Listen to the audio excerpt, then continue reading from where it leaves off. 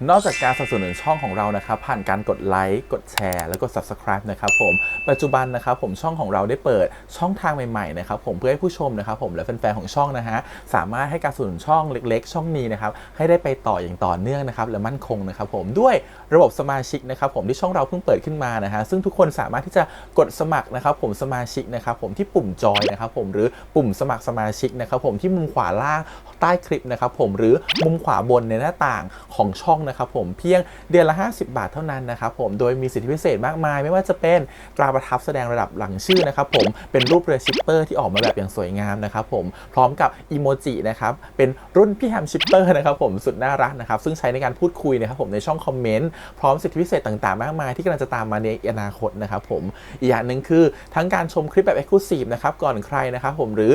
โอกาสที่จะได้ทำกิจกรรมต่างๆร่วมกันในอนาคตนะครับผมก็สำหรับสมาชิกเท่านั้นนะครับผมที่เก็บสิทธิ์นี้เอาไว้ให้กับทุกๆท่านนะครับแต่หากระบบสมาชิกยังไม่หนำใจนะครับผมเรายังมีช่องทางอื่นให้สนับสนุนกันนะครับผมไม่ว่าจะเป็นระบบซุปเปอร์แตงนะครับผมซึ่งหากผู้ชมเนี่ยเจอสัญลักษณ์นะครับรูปหัวใจนะครับผมที่มีดอลลาร์ไซน์นะครับผมหรือสัญลักษณ์รูปเงินดอลลาร์อยู่เนี่ยข้างใต้คลิปใดคลิปหนึ่งเนี่ยสามารถที่จะคลิกนะครับผมเพื่อโดเนทนะครับผมแทนคำขอบคุณนะฮะเพื่อเป็นการสนับสนุนช่องได้นะครับหรือจะเป็นการโดเนทนะครับผ่านบัญชีธนาคารนะครับผมซึ่งได้ใส่รายละเอียดเอาไว้แล้วนะครับข้างใต้คลิปนี้นะครับผมเอาไว้ที่คำบรรยายใต้คลิปนอกจากนั้นนะครับผมเรายังได้เปิด Line Open Chat นะครับซึ่งชื่อว่า ATS Channel Family นะครับผมก็เลยขอเชิญชาวช่องทุกคนนะครับผมเข้าร่วมห้องแชทได้โดยไม่มีค่าใช้จ่ายใดทั้งสิ้นนะครับผมเอาไว้พูดคุยแลกเปลี่ยนข่าวสารกันนะครับผมในครอบครัวของเราและผมได้จัดทำสติกเกอร์ลายรุ่น Lovely พี่แฮมนะครับชิปเปอร์นะครับเอาไว้เป็นสติกเกอร์ที่ใช้พูดคุยกันด้วยนะครับจะได้ใช้คุยกันในกลุ่มก็น่ารักดีนะครับผมหรือจะเอาไปใช้คุยกับเพื่อนๆส่วนตัวก็ได้นะครับไม่ติดอะไรเลยนะครับผมตั้งใจทำออกมามากๆนะฮะเพียงชุดละ35 บาทเท่านั้นนะครับผมใช้ได้ตลอดชีพนะครับผมก็หวังว่าทั้งหมดนี้นะครับผมจะเป็นเรื่องราวดีๆที่จะเกิดขึ้นกับช่องของเราและชาวช่องของเราทุกคนนะครับผมเพื่อมุ่งหน้าต่อไปสู่ปี 2023 ปีนี้และก้าวต่อไปด้วยกันอย่างมั่นคงนะครับผมอย่าลืมสนับสนุนกันนะครับขอบคุณครับ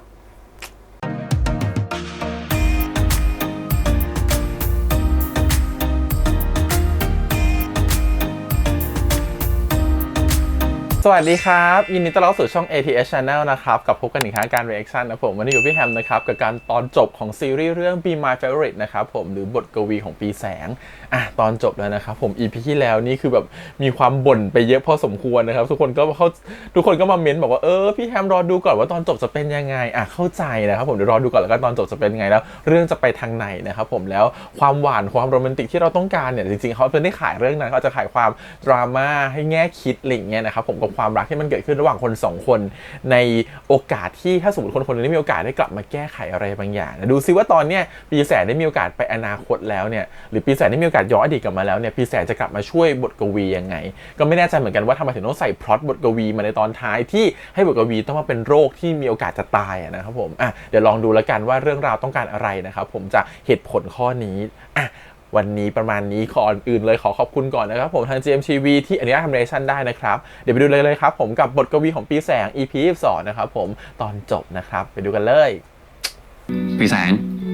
ขอบคุณนะที่ชวนมาอยู่ด้วย เฮ้ยตัวร้อนนั่นเนี่ยไม่ต้องเข้ามาใกล้ผมเดี๋ยวก็ติดหรอกถ้าจะติดเนี่ยมันติดไปตั้งนานแล้วอยู่ด้วยกันตลอดขนาดนี้นี่มาอะไรอะครับหมอมันก็แค่ไข้หวัดเองมั้งครับทั้งที่เขาก็น่าจะติดจากผมด้วยซ้ำอะทำไมอะครับหมออาการแฟนผมมันหนักกว่าคนอื่นนะตั้งแต่กวีไม่อยู่ที่นี่มึงได้นอนบ้างมั้ยเนี่ยว่ามึงกลับไปนอนเต็มๆสักคืนเนี่ยไม่งั้นมึงอาจจะแย่กว่ากวีก็ได้พี่แสงเรารู้นะว่าเธอเป็นห่วงกวีแต่ตอนนี้หมอก็ดูแลกวีอยู่นะ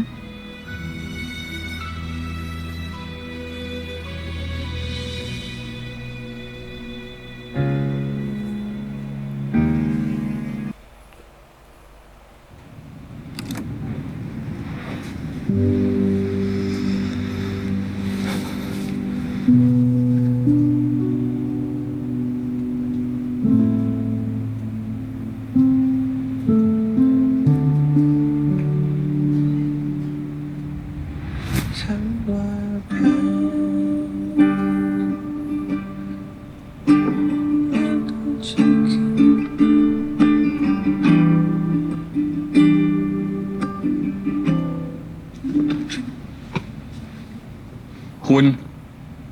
นี่คุณจะไม่เซ็นสัญญากับค่ายเพลงนี้จริงๆเหรอแต่คุณเคยบอกว่าค่ายนี้มันจะทำให้คุณดังไง ก็เพราะรู้ว่าจะเป็นแบบนั้นไง ก็เลยไม่เซ็น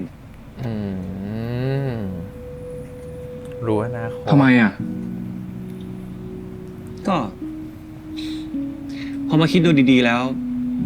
ผมว่าผมไม่อยากไปถึงจุดนั้นแล้วอ่ะ มีเงินมีชื่อเสียง แต่ต้องแลกมาด้วยบรรดาความท็อกซิกต่างๆในชีวิตอ่ะ ชีวิตส่วนตัวก็โดนคนอื่นจับจ้อง ไม่เห็นจะคุ้มเลย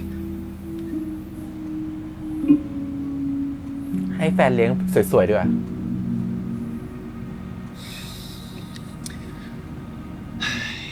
แล้วพอมาถามตัวเองดีๆว่าสุดท้ายแล้วตัวเองต้องการอะไรในชีวิตอ่ะ ผมว่าผมอยู่แบบนี้ผมแฮปปี้แล้วนะ แต่งเพลงให้คนอื่นร้อง อย่างน้อยก็มีงานทำมีเงินใช้ว่างๆก็ไปร่วมวงกับพวกไอ้ฟุกบ้าง แค่นี้ก็พอแล้ว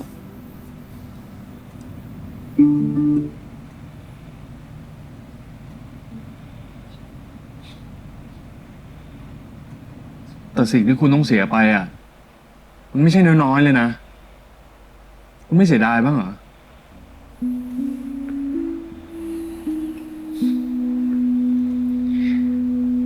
อะไรที่มันไม่เหมาะสมกับเรา ไม่ใช่ของเรา จะไปเสียดายเพื่อ เป็นแง่คิดที่ดีนะครับ คำเงี้ยไงดีวะอะไรต่อ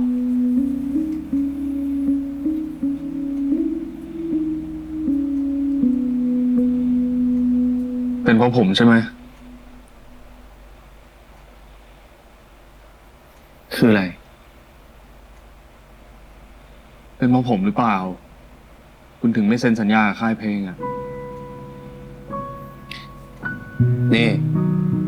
อย่าคิดไปเองสิ คุณ ถ้าค่ายเพลงอ่ะ เขาจะไม่ให้คุณเปิดเผยเรื่องของเราอ่ะ ผมก็โอเคนะ เอาจริงผมไม่ต้องมีตัวตนเลยก็ได้ ถ้ามันจะทำให้คุณประสบความสำเร็จ ก็ อะ จะกลับไปเหมือนเดิม ก็บอกแล้วไงว่ามันไม่เกี่ยวกับเรื่องนั้นน่ะท้ายที่สุด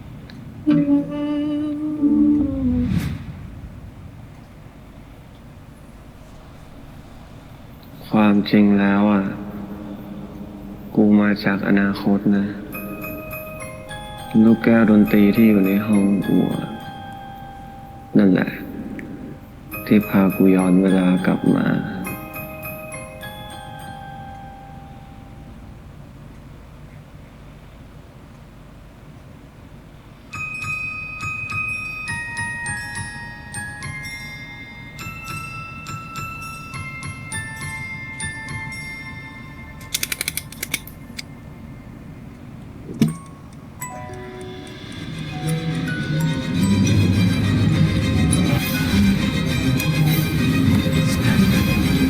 ย้อนอดีตหรือไปอนาคตย้อนอดีต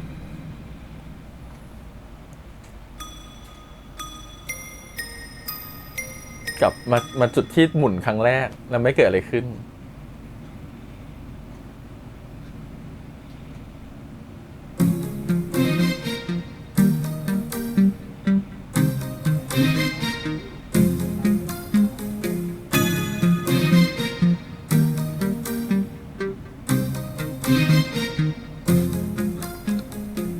เป็นไรเปล่า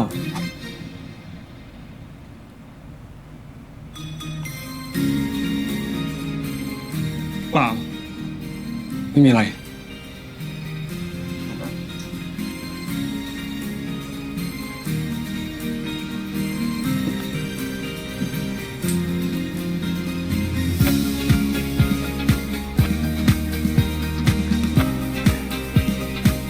เดี๋ยวบุญกวีต้องรู้แน่เลย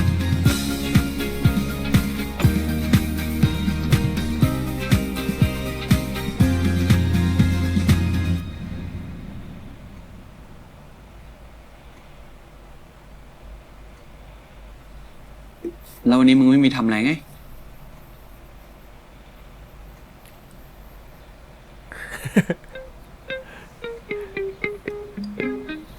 ร แล้ววันนี้คุณไม่ต้องทำอะไรหรือไงครับ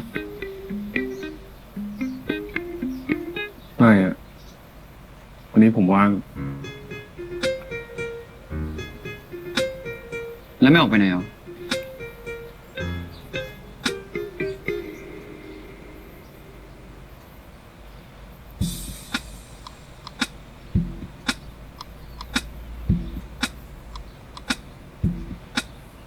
เฮ้ย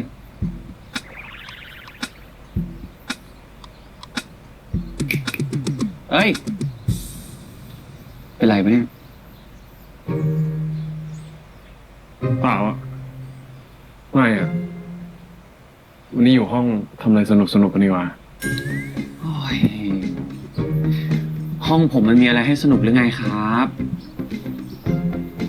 งั้น ไปเที่ยวกันไหม สวนสนุก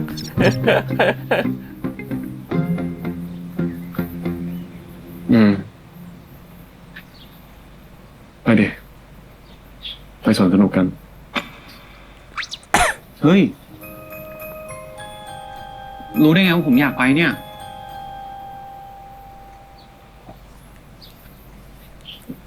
ก็รู้แล้วกัน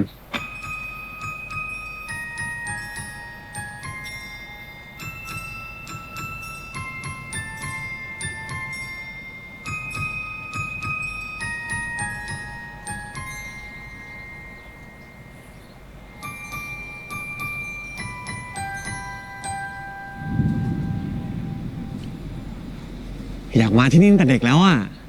ไม่เคยได้มาเลยอ่ะ ไป เข้าไปกัน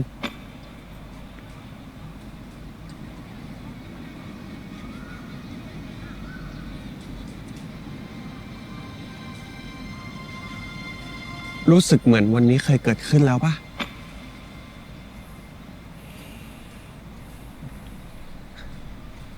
ว่าไหม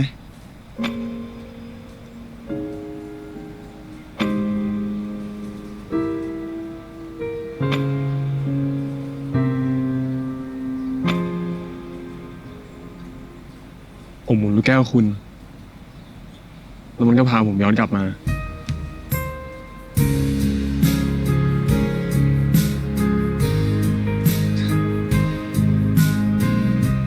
ว่าแล้วเชียว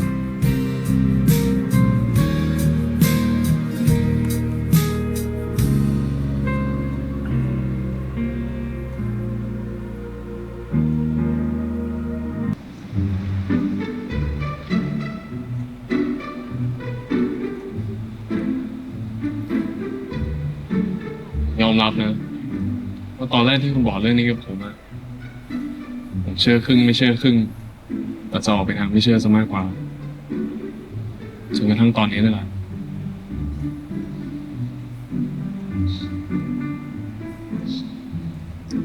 แบบนี้ผมก็ต้องขอบคุณตัวเองอะสิเนี่ย ที่ป่วยใกล้ตาย คุณเลยจนต่อถึงขนาดมาหมุนลูกแก้วดูอะคุณก็เลยเชื่อผมสักที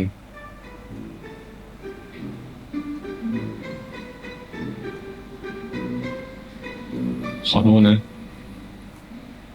เฮ้ย จะขอโทษทำไมเล่า เรื่องแบบนี้มันเชื่อยากอยู่แล้ว ผมเข้าใจ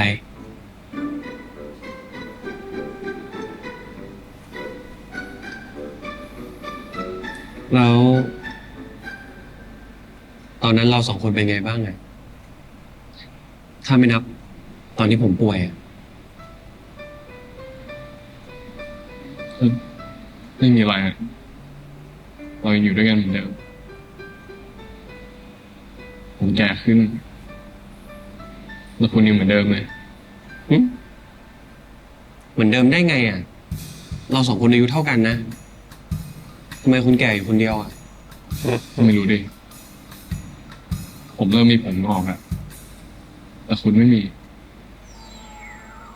หรอวะ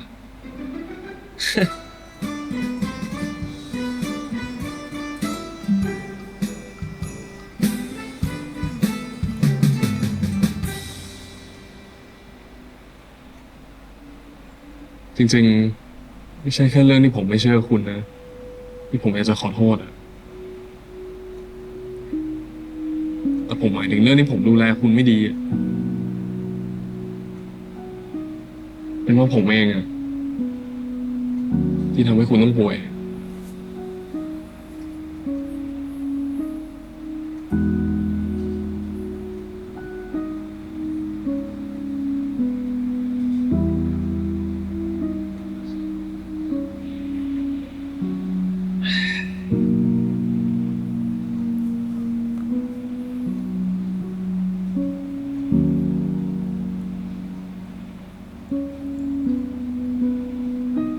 แล้วย้อนกลับมารอบนี้คิดไว้หรือยังอะว่าอยากแก้ไขยังไง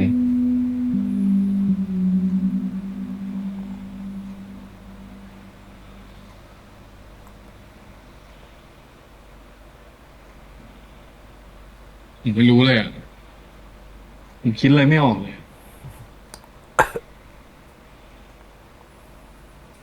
ผมแค่รู้ว่า ผมไม่อยากให้คุณตายผมไม่อยากให้คุณป่วย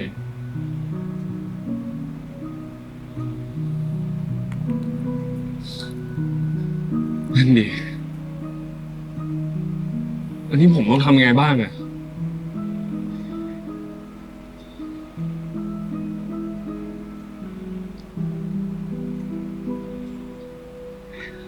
ไม่รู้ดิ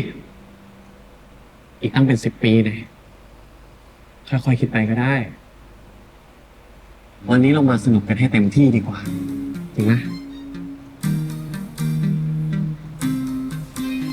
เฮ้ย ยิ้มหน่อยสิ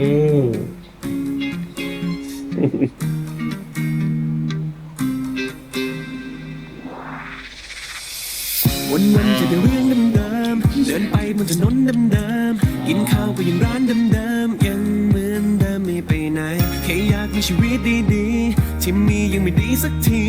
อยากเปลี่ยนเรื่องร้ายให้ดีฉันต้องทำมันอย่างไร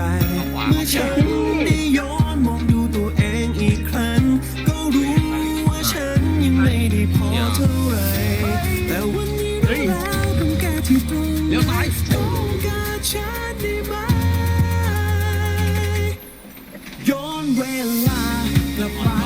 ให้มันดีกว่านี้ ให้ทุกนาทีมีความหมายถ้าได้ย้อนเวลากลับไปชีวิตต้องสดใสอย่าทุ่มหมดใจให้เธอหันมามองกันไม่เอาอีกแล้วสิ่งที่ฉันเคยพลาดไปขอลองอีกทีจะไม่ทำให้เธอผิดหวังแค่โอกาสเดียวให้ชีวิตมันดังฝันแล้ววันฉันคงเจอรักที่สวยงามทุกครั้งที่มองขึ้นไปบนฟ้าอยากเอามือคว้าให้เธอลงมาแต่รู้ว่าไม่มีโอกาสนั้น พอกลับมาครั้งนี้ก็แสดงว่าเราจะใช้เวลาทุกวินาทีให้มีค่าที่สุดขึ้นไปอีก ชัดเจนว่าชีวิตจะเดินไปทางไหนเมื่อฉันได้ย้อนมองดูตัวเองอีกครั้งก็รู้ว่าฉันยังไม่ได้พอเท่าไหร่แต่วันนี้รู้แล้วต้องแก้ที่ตรงไหนต้องการฉันได้ไหม ไม่เอาไม่ไปไหนไม่เอาไม่ไปเฮ้ยไม่เอา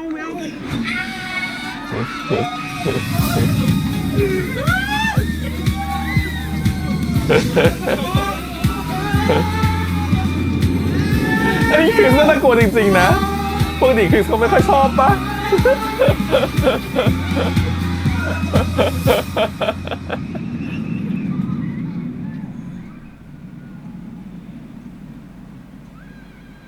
นี่คุณจะเล่นเครื่องนี้เหรอ ทำไมอ่ะ ก็รอบที่แล้วอ่ะ คุณบอกว่ากลัว ไม่กล้าเล่น จริง ๆ ไอ้กลัวไหมก็กลัวแหละ แต่ไหนๆเรามาสนุกแล้วทั้งทีอ่ะเข้ามาเราไม่เล่นก็เหมือนไม่มาปะ คำนั้นอ่ะ ผมต้องเป็นคนพูดนะ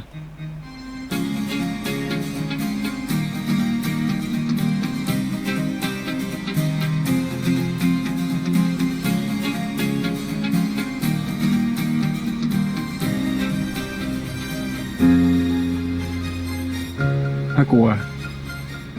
ก็จับมือกันไว้นะ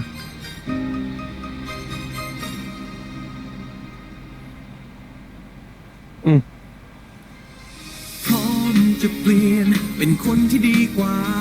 แค่ย้อนเวลากลับไปขอแค่นั้นฉันจะทำให้เธอได้รู้ว่าดีๆมันอยู่ที่ไหนจะอยากเท่าไรฉันจะทำให้มันดีกว่าเดิม จะไม่เริ่มเลย พี่แต่ย้อนเวลากลับไปให้มันดีกว่านี้ให้ทุกนาทีมีความหมายเธอได้ย้อนเวลากลับไปชีวิตมันสดใสจะทุกหัวใจให้เธอหันมามองกัน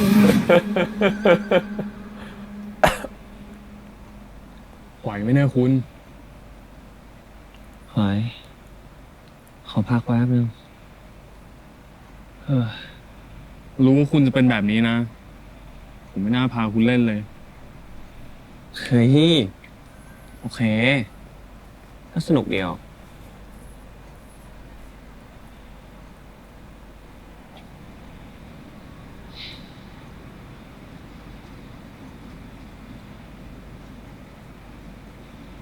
นี่ เกิดอะไรขึ้นกับอีก10 ปีข้างหน้าเนี่ยฮะ ทำไมคุณกลายเป็นคนที่น้อยง่ายกว่าผมไปได้เนี่ยอืม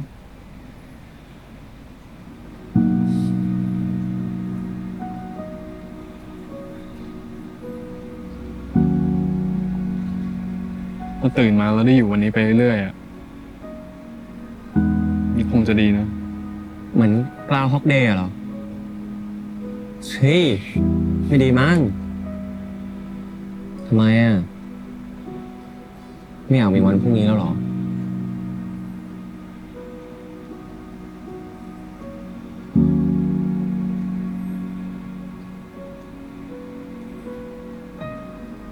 ถ้าผมไม่ต้องเสียคุณไปอ่ะ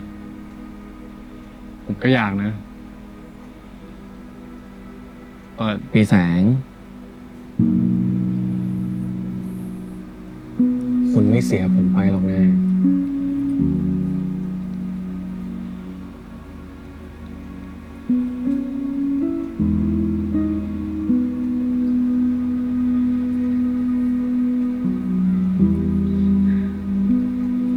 เก่ากันปะ เดี๋ยว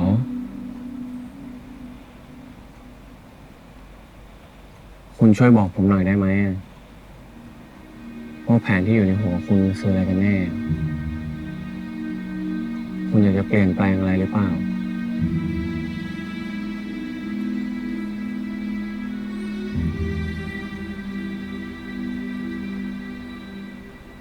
แล้วถ้าเราสองคนไม่ต้องคบกันอ่ะ คุณจะว่าไง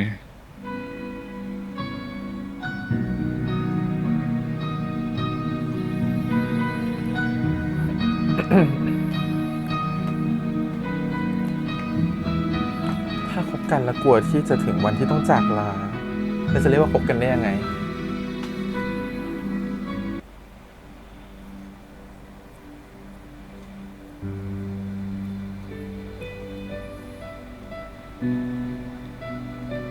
ผมรักคุณนะ แต่การที่เราสองคนคบกันอ่ะ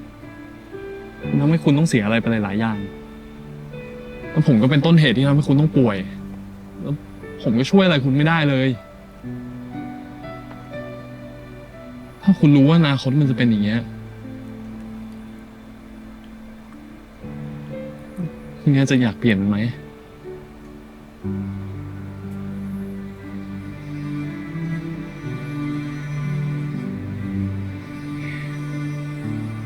รอบนี้คนที่มาจากอนาคตก็คือคุณ คุณมาถามผมไม่ได้หรอก คุณต้องถามตัวเองนะฮะ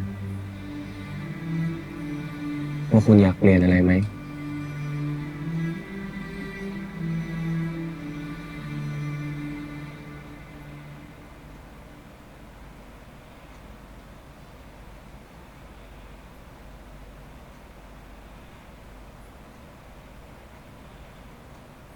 ถ้าตอบว่าไม่ ผมจะดูเห็นแก่ตัวไหม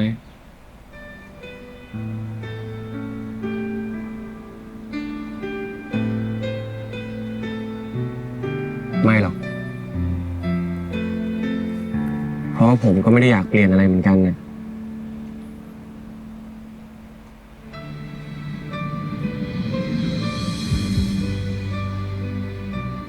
คุณเนี่ยคือความถูกต้องในชีวิตผมนะ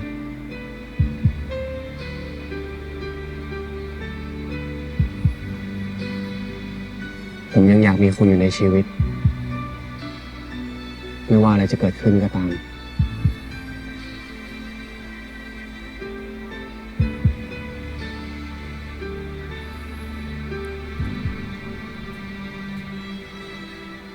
แล้วถ้าผมต้องเสียคุณไปจริงๆอ่ะ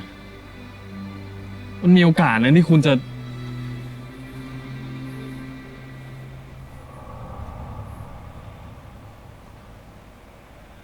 ถ้ากลัว ก็จับมือกันไว้นะ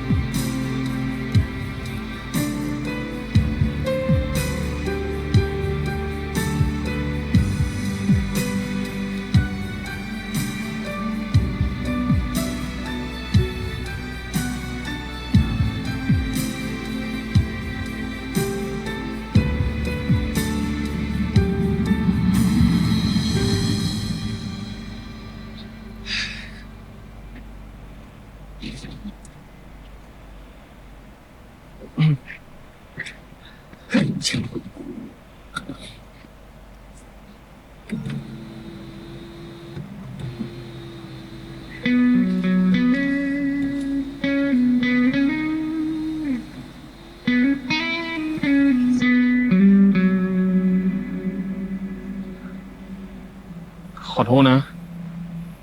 ผมลืมไปว่าคุณไม่ชอบอ่ะ เปิดไว้ก็ได้ รับลมหน่อยก็ดีเหมือนกันนะ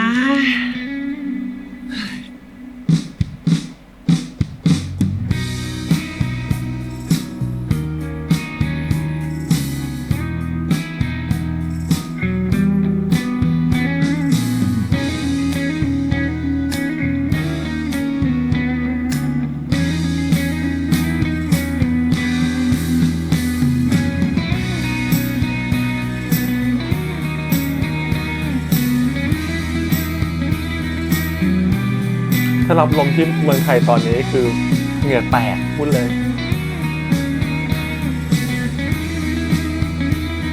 เพราะขนาดเอาไอ้เนี่ยไอ้หลังคานี่ปิดอะรถรุ่นเนี่ยยังกันความร้อนเมืองไทยไม่อยู่เลยตอนเนี้ยร้อนมาก และนี่ก็เป็นครั้งสุดท้ายที่เราสองคนได้ย้อนเวลา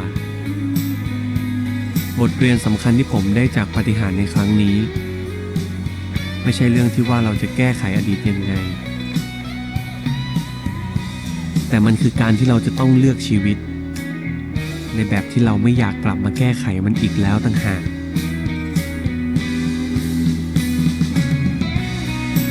การทำวันนี้ให้ดีที่สุด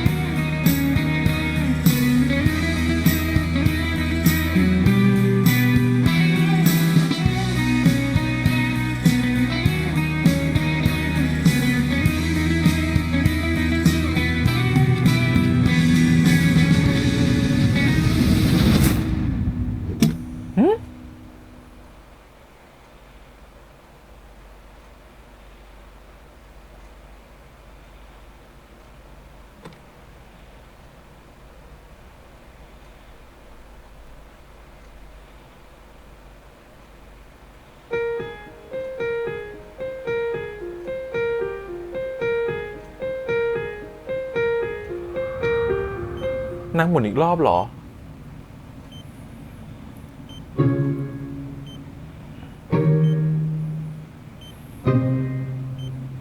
ตอนนี้คนไข้อาการดีขึ้นแล้วนะครับ เดี๋ยวหมอจะทำเรื่องย้ายคนไข้ไปพักฟื้นที่ห้องปกตินะครับ ขอบคุณนะครับหมอ ขอบคุณมากนะครับ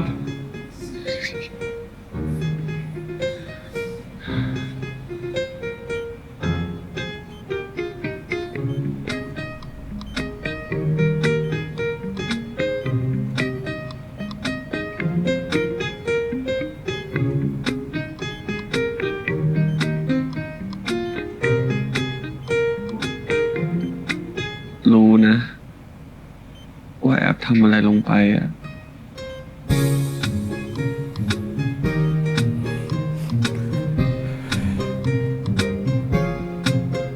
เพราะความจำมันต้องกลับมาหมดเลยไง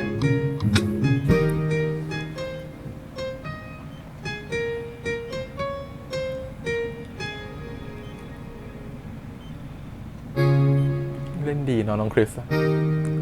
เล่นดีทั้งคู่เลย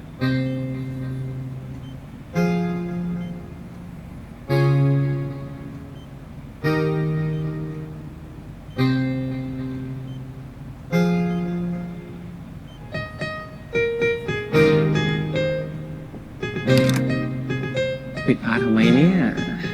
มาก่อนเดินไป จะชนไหมเนี่ย ขวานิดนึงตรงไป พอยัง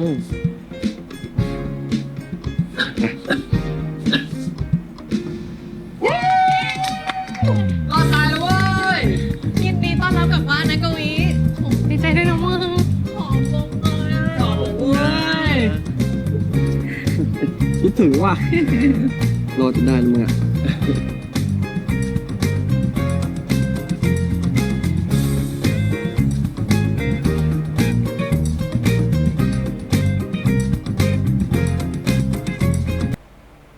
แพรใหม่กับใครเอ่ย เจมส์ อ๋อ เพื่อนแต่ง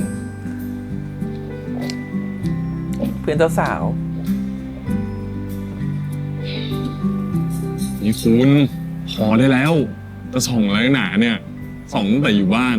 บนรถมาถึงนี่ยังส่องอยู่อีก เมื่อไหร่จะได้เข้างานเนี่ยอะ โอ้คุณช่วยผมดูหน่อยหน้าผมซีดปะปากซีดปะ ไม่ซีดน่ารักแล้ว คุณนอนดีผมเครียดอยู่นะอย่าอวยส่งเดชดิ แล้วนี่คุณจะมาไม่เซลอะไรตอนนี้เนี่ย ก็คุณไม่ใช่คนที่เพิ่งหายจากอาการป่วยใกล้ตายแบบผมนี่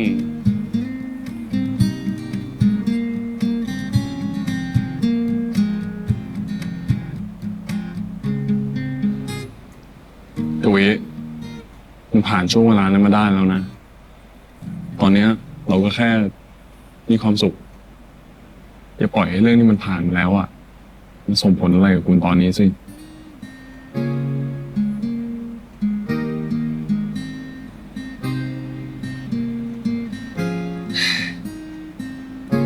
ก็จริง ปากซีดไปนิดนึง แต่ นะ ก็ คนเติม ผมไม่ได้ผ่านมันมาด้วยตัวคนเดียวหรอกนะ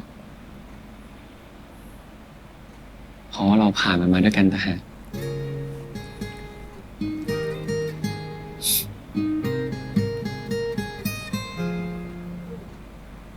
ก็ถ้าไม่ใช่เพราะความเข้มแข็งของคุณนะที่มาเตือนสติผมไว้ตอนที่ผมย้อนเวลากลับไปตอนนั้นน่ะ ผมก็คงผ่านไปไม่ได้เหมือนกันแหละ จะว่าไป เราสองคนนี่ก็ดีเหมือนกันนะ เวลาที่คนใดคนหนึ่งอ่อนแอเนี่ย อีกคนก็ยังเข้มแข็งอยู่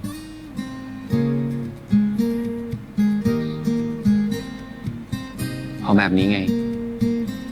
เราถึงต้องมีกันและกันไว้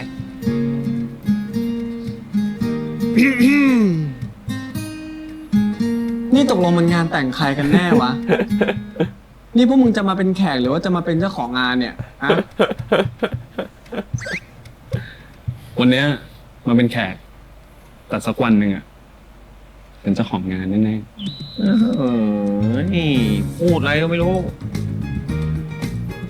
ไป เข้าไปในงานดีกว่า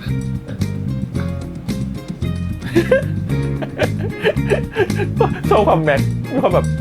หมั่นไส้ กึ่งรำคาญ ๆ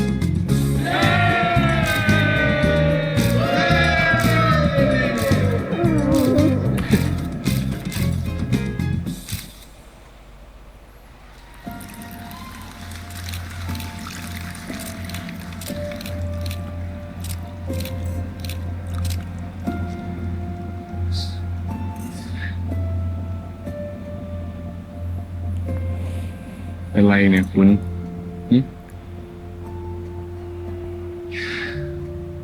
ก็ดีใจกับแพรอะ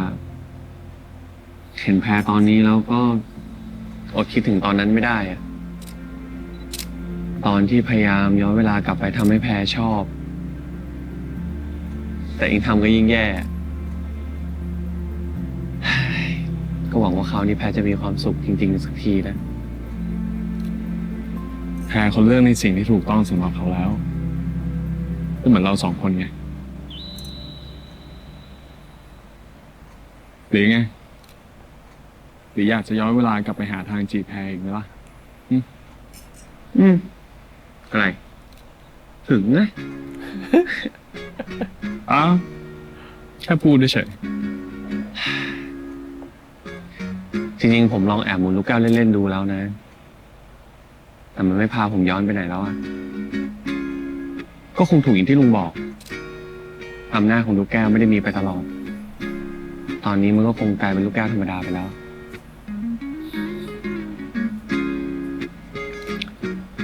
ถ้าสมมติว่าอำนาจลูกแก้วมันยังอยู่อะคุณอยากจะย้อนกลับไปแก้ไขอะไรอีกไหมยังอยากจะไปยืนอยู่ตรงนั้นกับแพรอยู่หรือเปล่า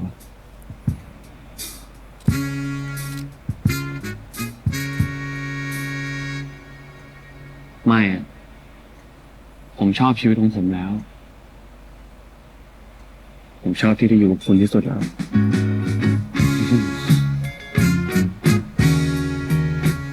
เราทุกคนก็มีความเชื่อต่อชีวิตที่ถูกต้องต่างกันออกไป ไม่มีใครบอกได้หรอกว่าสิ่งที่เราเลือกให้กับชีวิตนั้น มันถูกต้องจริงๆหรือเปล่า นี่เขาเป็น น ค อก น จาก เขียน ตัว ชื่อ เรา ดัง เอง ไปข้างหน้ากัน1 2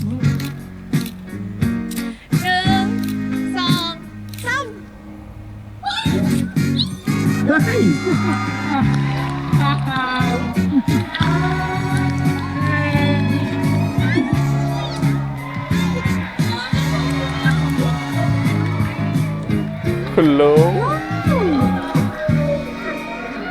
แต่สำหรับผม ไม่ว่าอะไรจะเกิดขึ้น การที่ผมได้เป็นของเขา การที่เราได้เป็นของกันและกัน ไม่มีอะไรจะถูกต้องไปมากกว่านี้แล้ว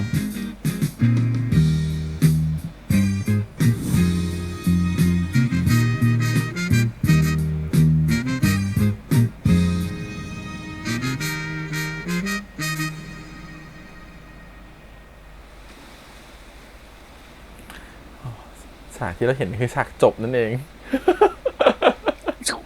ฉากที่เห็นตอนเพลงเปิดคือฉากจบนี่เอง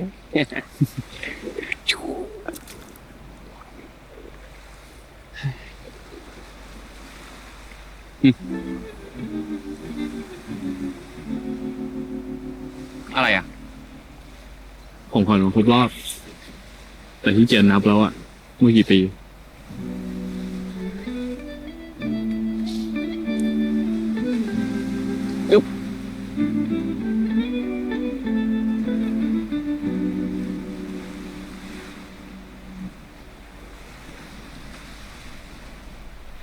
ไม่ชอบเหรอ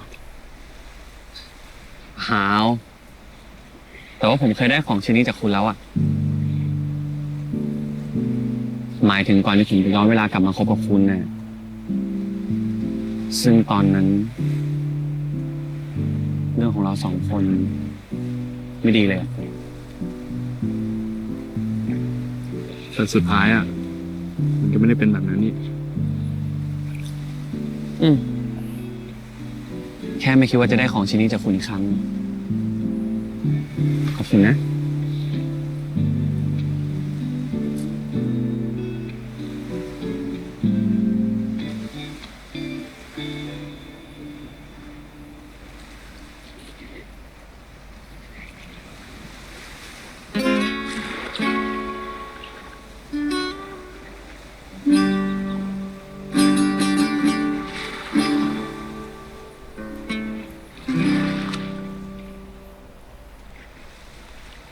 มองไง เป็นคนน่ารักไง ถามจริง เบื่อบ้างไหมเนี่ย พูดคำนี้มากี่ปีแล้ว ไม่เบื่อ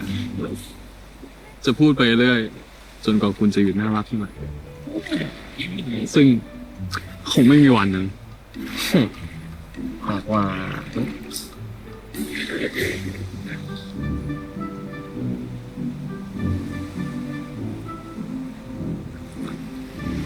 ุณ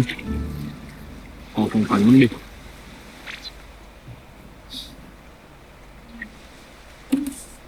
อยากได้อะไร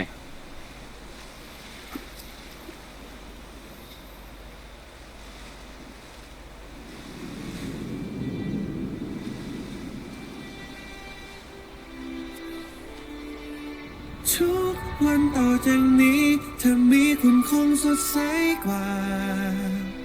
ให้คุณช่วยอยู่นานๆจะได้ไหมขอบคุณเท่าไรพูดคำไหนก็ไม่พออยากให้รู้ว่าฉันรอแค่คุณทุกวันต่อจากนี้เธอมีคุณคงสดใสกว่า ให้คุณช่วยอยู่นานๆจะได้ไหมขอบคุณเท่าไรพูดคำไหนก็ไม่พออยากให้รู้ว่าฉันรอแค่คุณ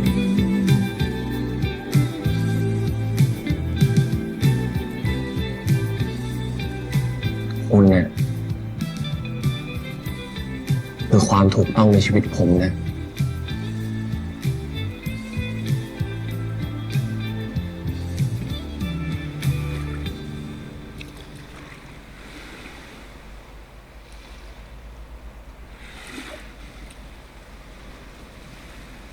พอไหม ไม่พอ แต่เดี๋ยวคืนนี้ค่อยขอเติมกันแหละ เดี๋ยวนี้ฉันเอาอย่างแล้วนะ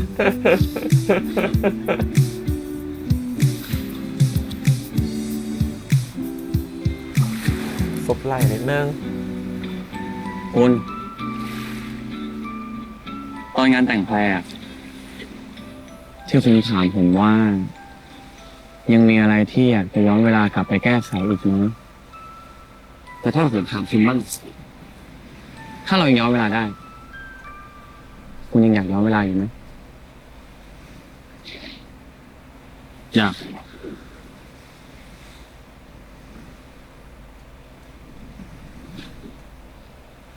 อยากจะย้อนกลับไปจีบคุณอีกครั้งอะมันก็คือจีบเรื่อยๆเลย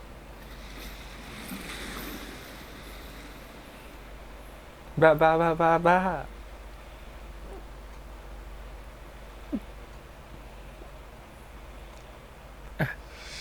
จีบเป็นจูบอีกสักทีนึง อยากให้เธอได้รู้ คือคนที่เคยฝันถึงมาตลอดที่ฉันต้องการจะกอดจากนี้และตลอดไป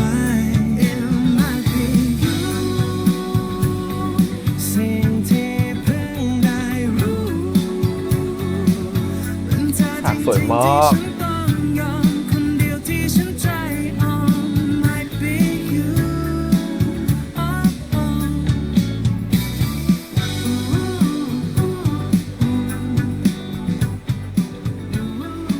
ไม่เห็นต้องย้อนเวลา กันนั่นสินะ It might be you might be you สิ่งที่เพิ่งได้รู้เป็นเธอจริงๆที่ฉันต้องยอมคนเดียวที่ฉันใจอ่อน Might be you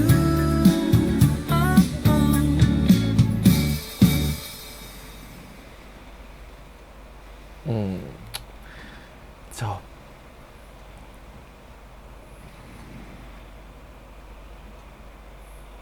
บทกวีของปีแสง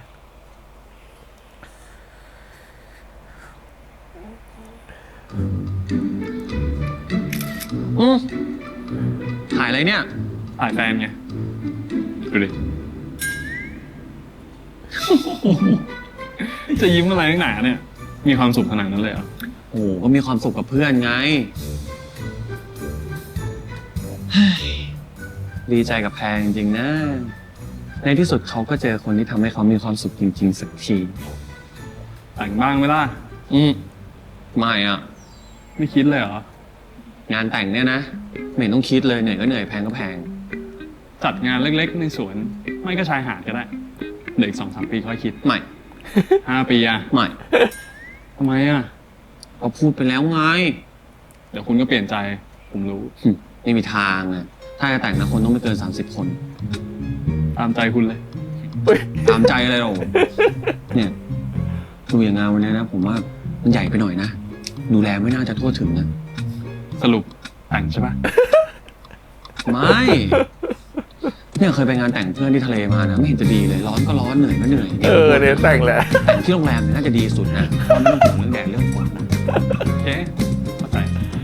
ไม่เข้าใจอะไรเราไม่ได้หมายถึงงานแต่งเราไม่เอานะไม่เอาอ่ะ แต่งโดนแต่งไม่ได้คนนั้น เออจบแล้วนะครับผมบทกวีของปีแสงโอเคแหละก็เข้าใจก็คือการย้อนเวลากลับไปเพื่อให้เห็นคุณค่าของการใช้เวลา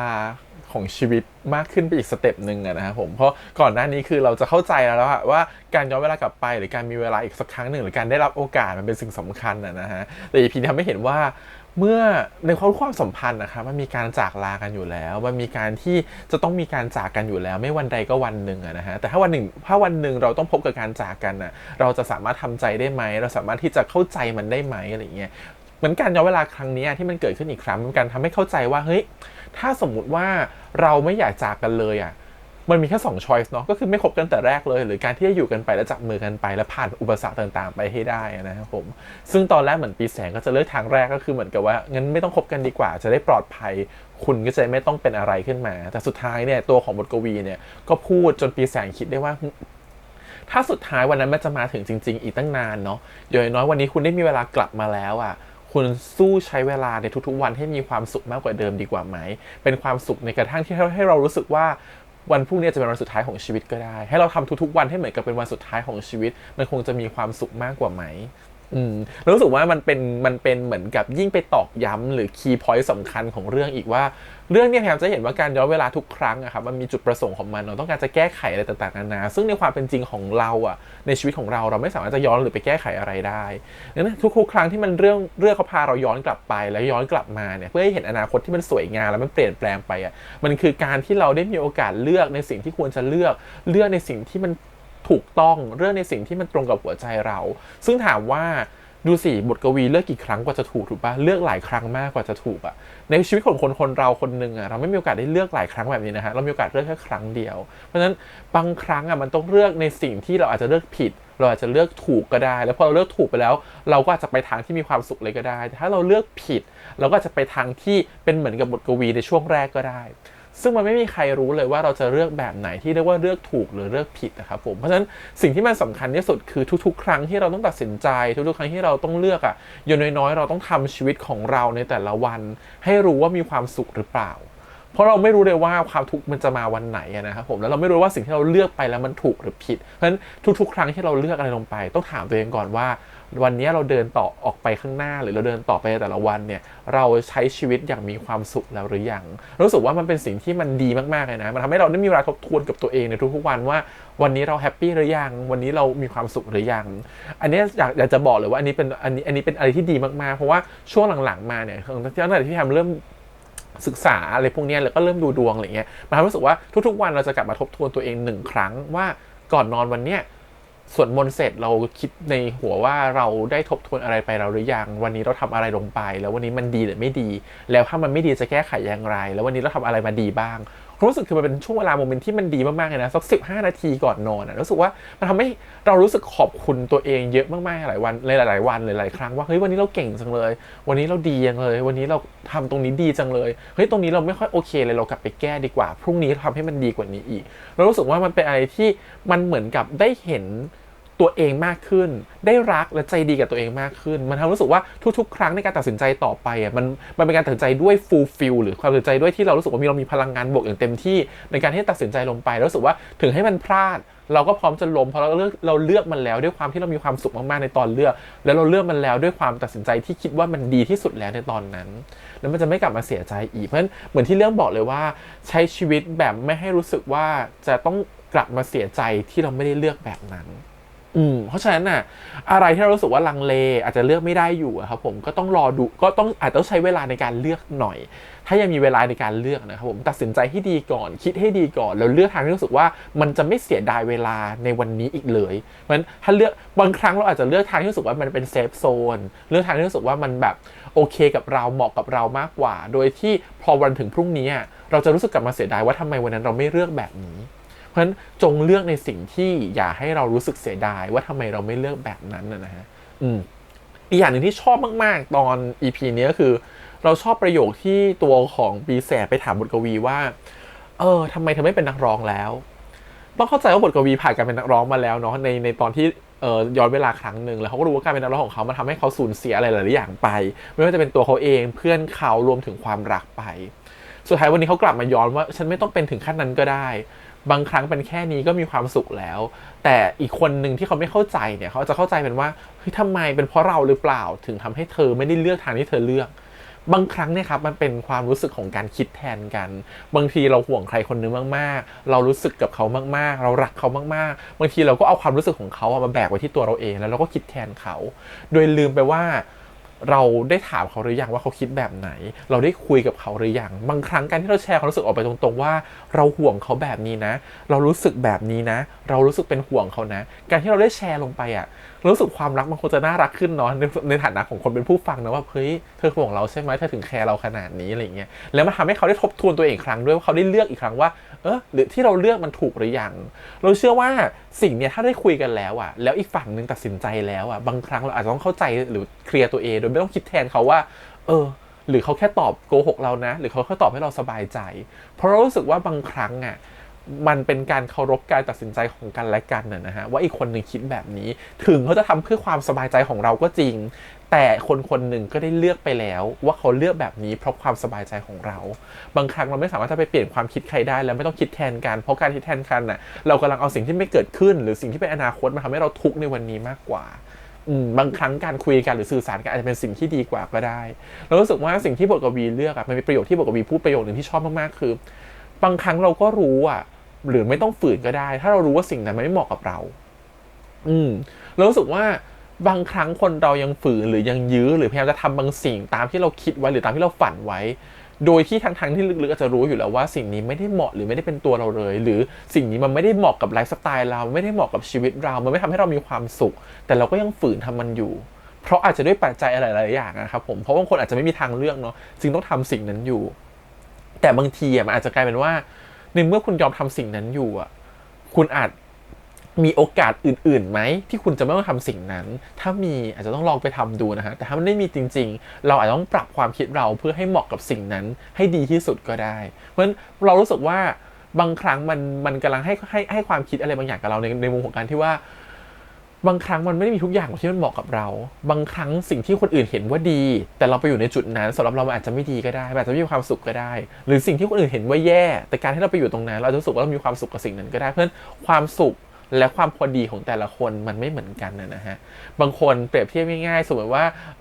เราบอกว่าเราฉีดโบท็อกนะเราดูแลหน้านะแบบนี้สิดีทำไมคนเนี้ยถึงไม่ทำไปดูแลสิไปทำสิเหมือนเราไปยัดเยียดว่าเขาต้องไปทำเหมือนกับที่เราทำแต่สำหรับบางคนเขาจะพอใจกับการที่ใบหน้าเขามีรอยเหี่ยวย่นเขาอาจจะพอใจกับการที่ว่าเขาไม่ต้องสวยไม่ต้องหล่อแบบเพอร์เฟกต์ก็ได้แต่เขาพอใจกับสิ่งตรงนี้หรือเขาอาจจะมีความพอใจในเรื่องอื่นที่มันต่างกับเราก็ได้เพราะเราไม่จำเป็นต้องเอาสิ่งที่เราคิดหรือสิ่งที่เราเป็นไปสวมในหัวของคนอื่นแล้วว่าอันนี้คือสิ่งที่เรารู้สึกว่ามันคือความพอดีของแต่ละคนที่ไม่เหมือนกันถ้าเราเข้าใจว่าเราต้องการอะไรเราเข้าใจว่าความพอดีของเราคืออะไรแล้ววันนี้แค่นี้ก็มีความสุขแล้วเนาะถ้าเรารู้ว่าแค่นี้คือพอดีของเราแล้วแค่นี้คือเหมาะกับเราแล้วบางทีมันก็มีความสุขมากๆแล้วก็ได้เราชอบตรง2คีย์เวิร์ดสำคัญตรงนี้มากๆเลยนะครับผมรวมถึงแบบว่าการแต่งงานอะไรอย่างเงี้ยก็รู้สึกว่าบางครั้งชีวิตคู่มันก็ต้องมีถึงจุดนึงนะที่ว่าอาจจะต้องมีการแต่งงานกันเกิดขึ้นบางครั้งการแต่งงานถึงกฎหมายเมืองไทยยังไม่รองรับแต่สุดท้ายการแต่งงานมันเป็นความรู้สึกว่าช่วงเวลาของความสุขมันได้มีถ้าคุณเอาอย่างนี้ว่าถ้าคุณฝันที่จะมีงานแต่งสักครั้งหนึ่งในชีวิตเราว่างานแต่งงานมันเป็นการเติมเต็มความสุขอะไรบางอย่างในใจของคุณให้รู้สึกว่าความสมบูรณ์พร้อมของเราได้มีชีวิตคู่ตามที่เราฝันแล้วมันก็จะเป็นการเติมเต็มความฝันอะไรในจุดตรงนั้นนะฮะแต่จริงๆแล้วถามว่ามันเป็นอะไรที่จะแบบว่า ในเชิงของการเป่าประกาศว่านี่คือการแต่งงานแล้วรู้สึกว่ามันเป็นแค่ธรรมเนียมนะฮะเราเชื่อว่าหลายๆคนไม่ได้ทำตามธรรมเนียมเพราะทุกอย่างต้องใช้เงินเนาะรู้สึกหลายๆคนทำเพราะว่าเราฝันว่าเราจะมีความสุขในการแต่งงานสักครั้งหนึ่งในชีวิตเหมือนกันถึงเรื่องที่จะแต่งงานเราเชื่อแบบนั้นนะทีนี้ก็มาถึงตอนจบรู้สึกว่าโมเมนต์ที่ชอบอีกโมเมนต์หนึ่งคือช่วงโมเมนต์สุดท้ายตอนที่พระอาทิตย์ตกนะอยู่ริมชายหาดรู้สึกเป็นโมเมนต์ที่เหมือนกับเขาได้คุยกันแล้วเขาได้เข้าใจกันแล้วก็ได้ถามคำถามสำคัญว่าถ้าอยากจะย้อนเวลากลับไปอีกอยากจะแก้อะไรอีกไหมมันไม่มีอะไรต้องแก้แล้วมันคือดีที่สุดในแบบของมันแล้วเรารู้สึกว่าการที่ตัวปีแสงได้กลับไปแก้ครั้งนี้มันกลับไปแก้ทัศนคติบางอย่างว่าถึงกลับมาแล้วจะไม่เจอบทกวีฉันก็จะผ่านเรื่องนี้ไปให้ได้แต่ฉันเชื่อมั่นว่าบทกวียังไงก็ต้องอยู่กับฉันบางครั้งมันอาจจะเป็นความหวังนะฮะถ้าเรื่องมันเป็นแบบดราม่าหรือทริลเลอร์มากๆเนี่ยมันอาจจะกลายว่าบทกวีต้องตายจากไปก็ได้นะครับผมในเรื่องนี้อะไรเงี้ยเลยก็ไม่ได้คู่กันก็ได้แต่เพิ่นว่าสุดท้ายมันก็กลับมาแฮปปี้เนาะนั้นบางครั้งเราไม่รู้ว่าการกลับไปแก้ไขมันมีจริงหรือเปล่ามันไม่มีจริงแต่สุดท้ายสิ่งที่เราทำได้คือเราต้องทำวันนี้ให้ดีที่สุดพร้อมๆกับการคาดหวังว่าเราจะมีวันพรุ่งนี้ที่ดีขึ้นจากการที่เราทำวันนี้ได้ดีแล้วเพราะฉะนั้นมันอาจจะอยู่ด้วยความหวังว่าแฟนของเราคนรักของเราตัวของบทกวีเองจะหายนะฮะถึงถ้ามันไม่หายเราก็ต้องผ่านเรื่องนี้ไปให้ได้เราต้องเชื่อว่าเราทำดีที่สุดแล้วบางครั้งคนเราอาจจะจมกับความทุกข์ที่ว่าเรารู้สึกผิดเรารู้สึกว่าเราเป็นต้นเหตุเราคิดว่าถ้าสมมติว่ากวีเป็นอะไรขึ้นมาเนี่ยปีแสงคนจะรู้สึกผิดไปจนตายว่าเราเป็นต้นเหตุทำให้บทกวีต้องตายเพราะว่าเราเป็นโรคแบบนี้แต่สุดท้ายพอการได้กลับไปอดีตอีกครั้งหนึ่งแล้วได้คุยกับบทกวีมันทำให้เขากลับมาในความรู้สึกที่ไม่เหมือนเดิมแล้วก่อนนั้นเนี่ยจะใช่ว่าถ้าสมมติว่าบทกวีตายเขาจะรู้สึกผิดมากๆเลยแต่เราเชื่อว่าการกลับมาครั้งเนี้ยถ้าบทกวีเสียลงไปหรือตายลงไปไม่ได้รอดสมมติไม่รอดกลับมาเราเชื่อว่าปีแสงก็จะคิดได้แล้วว่าสิ่งที่เขาควรรู้สึกต้องเป็นอย่างไรแต่ไม่ใช่การโทษตัวเองว่าเราเป็นคนผิดเพราะบทกวีได้บอกมาแล้วว่าการที่คุณโทษตัวเองว่าคุณเป็นคนผิดมันไม่ได้มีอะไรดีหรือมันไม่มีอะไรเกิดขึ้นเลยแต่จริงๆแล้วคุณได้ทำทุกวินาทีของคุณมีค่าแล้วหรือยังถ้าคุณทำทุกวินาทีของคุณมีความสุขแล้วมันก็ไม่มีเหตุผลนี่ที่ต้องเสียใจหรือไม่มีเหตุผลที่คุณจะต้องโทษว่าคุณเป็นต้นเหตุของการที่มันเกิดเรื่องนี้ขึ้นสำหรับเราสมมติทำให้เราตระหนักนะว่าทุกคนมันมีเกิดแก่เจ็บตายยังไงเราก็หนีความตายไม่พ้นแล้วเราก็อยู่กันมาเนี่ยอายุขนาดนี้เราจะเห็นความตายในหลายรูปแบบมากๆแล้ววันหนึ่งมันอาจจะเกิดกับเราหรือคนที่เรารักก็ได้เพราะฉะนั้นเรารู้สึกว่าการทำวันนี้หรือการบอกรักกันในทุกวันเป็นสิ่งที่โคตรจะดีที่สุดแล้วไม่ว่าจะเป็นพ่อแม่คนรักเพื่อนนะฮะรู้สึกว่าเก็บโมเมนต์สำคัญเอาไว้ที่ดีที่สุดดีกว่าเพราะว่านี่เคยเจอกับตัวเองเหมือนกันว่าแบบนัดกับเพื่อนไว้อีก2 วันจะเจอกันเขาเสียตั้งแต่เขาเสียไปก่อนผมรู้สึกคือแบบความรู้สึกมันมีบางอย่างตอนที่เรารู้สึกคือถ้าเราได้บอกว่าเฮ้ยกูคิดถึงมึงทุกวันคงจะดีกว่านี้เนาะหรือว่าได้มีโอกาสที่เดินไปหาเขาแล้ววันนั้นถ้าได้เจอกันคนจะบอกว่าฉันคิดถึงแกนะเว้ยฉันคิดถึงแกมากเลยไม่ได้เจอกันนานแล้วอะไรเงี้ยทำไมเราไม่พิมพ์บอกเนาะทำไมเราไม่บอกเขาเนาะทำไมต้องรอเจอกันก่อนถึงค่อยบอกเรารู้สึกว่าบางครั้งคนเราก็ไม่ได้มองเห็นว่าพรุ่งนี้จะมีสิ่งนี้เกิดขึ้นมันอาจจะเรียกว่าความประมาทก็ได้นะครับผมแต่ความรู้สึกคือมันก็เราเชื่อว่าหลายคนก็คิดว่าการที่เรานั่งคิดทุกวันว่าจะมีความตายเกิดขึ้นทุกวันมันคงจะเป็นเรื่องด้านลบนะฮะแต่สำหรับเรารู้สึกว่าบางทีการที่เราคิดแบบนี้ทุกวันมันอาจจะเป็นเรื่องทางบวกหรือทางสว่างก็ได้เพราะเราได้ตระหนักทุกๆวันว่าถ้าอย่างนั้นถ้าพรุ่งนี้จะเป็นวันตายหรือพรุ่งนี้จะมีโอกาสที่จะเสียชีวิตได้หรือโอกาสที่จะเป็นอะไรไปได้วันนี้เราทำดีที่สุดแล้วหรือยังเรามีความสุขแล้วหรือยังเราว่าอันเนี้ยคือสิ่งที่ไม่ได้เป็นการคิดลบเลยนะแต่เป็นการคิดบวกมากๆว่าเฮ้ยกลับมาทวนตัวเองว่าวันเนี้ยดีที่สุดสำหรับเราหรือยังเรารู้สึกว่าอันนี้แหละคือปรัชญาของชีวิตแล้วก็ปรัชญาของคำว่าเกิดแก่เจ็บตายมากกว่าที่เราตระหนักว่าทุกๆอย่างมีผัดพลากอะไรที่เราเชื่อมั่นมากๆว่าจะอยู่ด้วยกันไปจนแก่เชื่อมั่นมากๆว่าคนนี้ต้องเป็นคู่เราเชื่อมั่นมากๆว่าจะไม่มีทางเสียเขาไปสุดท้ายก็เสียไปอยู่ดีสุดท้ายก็ไอ้ที่เราเชื่อมั่นก็อาจจะพังทลายอยู่ดีเพราะฉะนั้นเราไม่ควรเชื่อมั่นอะไรมากเกินไปแต่เราควรทำสิ่งที่เราควรทำให้ดีที่สุดดีกว่าดีเนาะเรารู้สึกว่ามันอาจจะไม่ได้บอกละเอียดขนาดนะคะในซีรีส์เรื่องนี้แต่พอเรารู้แล้วมันได้เก็บอะไรกลับมาแล้วทำให้เราได้คิดในหลายๆเรื่องเหมือนกันโอเคทีนี้มาพูดถึงตัวซีรีส์ละกันนะครับผมตอนจบแล้วถามว่านักแสดงเป็นยังไงต้องบอกนักแสดงแต่ละคนเล่นกันดีนะครับผมรวมถึงตัวคริสแล้วก็ตัวของกวินเนี่ย2 คนเนี่ยเล่นกันดีมากๆ2 คนรู้สึกว่ามีหลายๆบทที่เข้ากันแล้วโอเคมากโดยเฉพาะแบบฉากที่เป็นซึ้งๆหรือฉากที่เป็นโรแมนติกอะไรเงี้ยยิ่งเป็นเลิฟซีนบางอย่างรู้สึกว่าเรื่องเนี้ย ใส่เลิฟซีนมันไม่ได้หนักไม่ได้เยอะเหมือนกับอะไรแบบโหจริงๆจังๆแต่สำหรับเรารู้สึกว่ามันเป็นความนุ่มนวลที่เห็นว่าบางทีความรักมันคือความอบอุ่นบางทีความรักมันคือการที่เรามีกัน2 คนโดยที่เขาสะท้อนด้านที่มันเป็นด้านอบอุ่นหรือด้านสว่างหรือด้านความสัมพันธ์ที่มันแนบแน่นออกมาโดยที่ไม่ได้โชว์ด้านที่เป็นแบบโอ้โหเลิฟซีนจ๋าๆหรือเป็นโชว์ด้านที่เหมือนกับเป็นความหวานในเชิงที่แบบเรื่องแบบว่าวิวแต่มันเป็นการที่เราให้เห็นถึงว่าความรักบางครั้งมันสวยงามมากๆในมุมของมันอยู่แล้วการแค่อยู่ด้วยกันใช้เวลาด้วยกันเป็นที่ปรึกษากันเป็นคนที่คอยแบกรับเวลาอีกคนนึงเป็นทุกข์มันเป็นโชว์มุมมองความรักที่ค่อนข้างจะเป็น real life หรือเป็นชีวิตจริงๆที่เราให้เราตระหนักว่าเนี่ยคือชีวิตนะเวลาเราแสดงความรักเราก็แสดงกันแบบนี้แหละเรารู้สึกว่าตรงนี้มันคือความจริงที่เรื่องพยายามจะโชว์ออกมาแต่เรารู้สึกว่าพอมันในมุมของมิติของซีรีส์วายที่ชื่อเรื่องมันคือบทกวีของปีแสงเนี่ยเรารู้สึกว่าเรื่องนี้ค่อนข้างจะจริงจังแล้วก็มีความดราม่าแล้วก็มีความเป็นแบบโรแมนติกดราม่าที่ค่อนข้างมากจนเกินไปสำหรับเรานะแต่เรารู้สึกว่าเรื่องนี้มันไม่ได้หวานขนาดนั้นนะคือถ้าใครมาชอบโทนเนี่ยชอบเลยแต่สำหรับคนที่เหมือนกับดูตั้งแต่แรกเลยคาดหวังว่าแบบมันจะมีความโรแมนติกหรือมีความคอมเมดี้ที่มันหวานๆหน่อยรู้สึกว่าซีรีส์เรื่องนี้ไม่ได้ตอบโจทย์ไปทางนั้นเท่าที่ควรมันจะมีความเป็นดราม่ามีความเป็นชีวิตมีความเป็นปรัชญาเข้ามาเยอะพอสมควรในซีรีส์เรื่องนี้นะฮะเพราะฉะนั้นมันดูเอาฟีลกู๊ดอะได้แต่มันจะเป็นฟีลกู๊ดแบบซึมอื่นให้คิดมันจะไม่ฟีลกู๊ดแบบโอ้ยิ้มหน้าบานตลอดทั้งซีรีส์ไม่ใช่แบบนั้นเพราะฉะนั้นเรื่องนี้จะให้โทนแบบนั้นมากกว่าเพราะฉะนั้นมันจะเป็นโทนที่หลายๆคนที่แบบคิดว่าเรื่องนี้จะฟีลกู๊ดตามชื่อเรื่องเนี่ยเพราะบอกกวีของปีแสงชื่อมันดูน่ารักเนาะแล้วมีการย้อนเวลาเนี่ยแต่ใครได้หลงเข้ามาดูเพราะฟีลกู๊ดเนี่ยอาจจะรู้สึกว่าเฮ้ยมันไม่ได้ฟีลกู๊ดแบบนั้นว่ามันมีความเป็นดราม่ามีความเป็นชีวิตอยู่เยอะพอสมควรตรงนี้แหละรู้สึกว่าตอนนี้คือสิ่งที่ภาพดีเขาทำในซีรีส์ Y แล้วกันเราเรียกว่าหมวด Y แล้วกัน BL แล้วกันนะเขาทำในมุมออกมาแบบนี้นะครับผมให้เห็นคุณค่าของชีวิตให้เห็นถึงความสัมพันธ์คุณค่าของความรักมากกว่าที่จะเป็นเหมือนกับว่าถ้าเห็นในมุมของความน่ารักคอมเมดี้สดใสของ2 ตัวละครขนาดนั้นโอเคทีนี้อีกเรื่องที่อยากพูดก็คือตัวซีรีส์มีความเป็นมันมีความบทที่ถูกเขียนมาอย่างตั้งใจและเขียนออกมาดีขนาดย้อนเวลานี่คือไม่มีการงงเลยนะครับผมถือว่าทำออกมาได้ดีมากๆโปรดักชั่นต่างๆภาพเพิ่มต่างๆสวยมากๆแต่รู้สึกว่าการถ่ายเทน้ำหนักด้วยความที่ซีรีส์มันจริงจัง